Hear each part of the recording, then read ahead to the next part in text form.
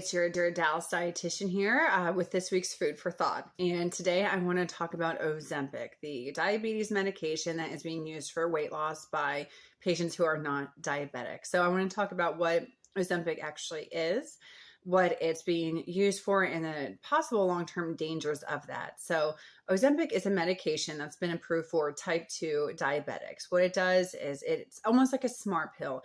It tells the pancreas how much insulin to release and how much blood sugar or glucose that the liver will release. And that does help patients keep their blood sugars steady and level throughout the day, which is something that we do want to see. That is, we have those high and low blood sugars, those extremely high blood sugars or affect the A1C levels. I'm sure many of you heard about. Most doctors will check it even if you're not diabetic, but that's essentially a significantly high blood sugar over time.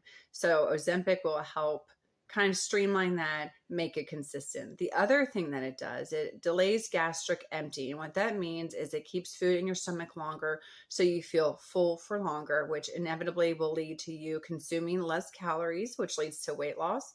Weight loss will always be beneficial to type 2 diabetics if you're overweight, obese, or morbidly obese, because once we lose some of that body weight, your pancreas or your body can respond to the insulin your pancreas is releasing more efficiently. And so, yes, for type 2 diabetic, this medication does make sense. Now, when it's prescribed in a patient who is not diabetic, it will cause, again, a delayed gastric emptying, which is keeping patients fuller longer and causing them to consume less calories.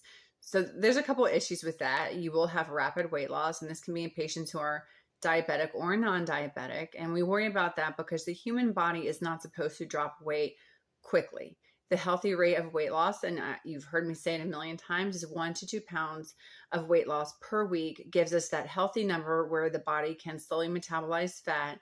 It will not affect your metabolism. It will actually improve your metabolism and keep those organs nourished. So when we have this rapid weight loss because our stomach is feeling full all day, yes, the pounds will drop off, but we're going to sacrifice healthy weight in the process. And so when we lose weight, initially our body will burn fat. But then it does not understand that when you say, okay, I don't want to feel hungry, I want to eat less. When we feel hungry, that's our body's only way to say, hey, I need some nutrition for whatever reason. Maybe you did have a great workout, you were more active that day, you're fighting off a virus, whatever it is, your body is saying, hey, I need some nutrition. If we are simply making our stomach feel full, that just means we don't feel the hunger. That doesn't mean the body doesn't need nutrition.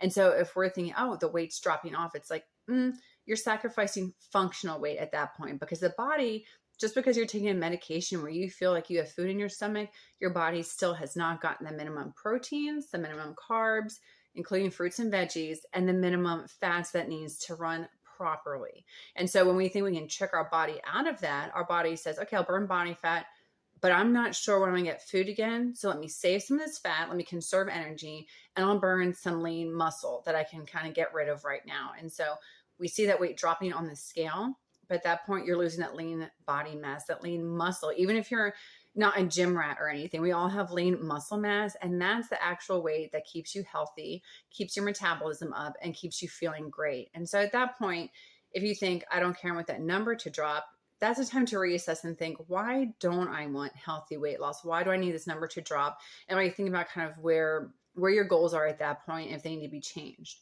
Some of the dangers of the Ozempic, and this isn't necessarily a danger, but a big side effect is Ozempic face.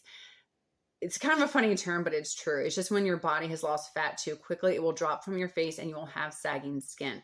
The reason it happens is not only that we're losing fat, but when we lose weight quickly, it's almost like the collagen can't keep up and tighten the skin with the weight loss. So you're going to have that droopy, hangy skin, more than likely dehydrated because you're under consuming quite a bit of nutrition at that point. And that also dries your skin out and gives you that sagging look. So think of, instead of looking like that plump grape, you look like a raisin. And we don't want that. It also causes sunken in eyes. That is a sign of malnutrition.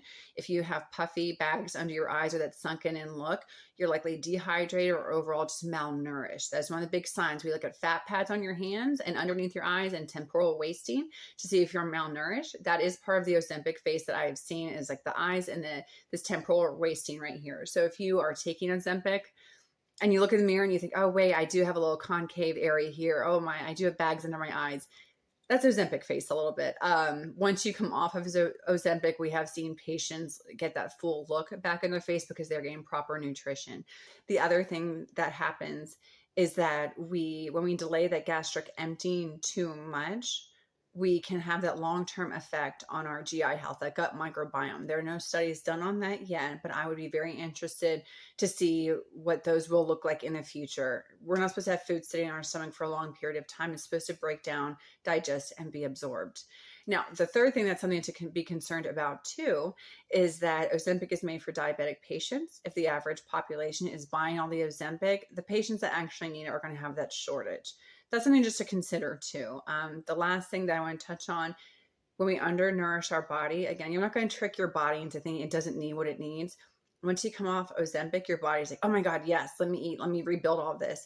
You're going to start storing fat very rapidly. You can reset your metabolism. It does not take long, but there's really no way around that rapid weight gain when you come off of it. We've seen weight gain of 20 to 30% of that initial weight.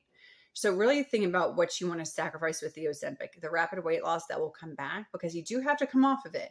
Or if you want to focus more on like eating patterns, keeping that lean muscle, things like that. But again, something I wanted to touch on this week, I hear Ozempic every single day in my office. I know it's very tempting when you see those numbers drop in other people. It's not the weight that you want to lose. It's not the weight your body wants to lose. But any questions, comments, anything, drop those below. I love hearing from you guys, and I will see you next week. Have a good one.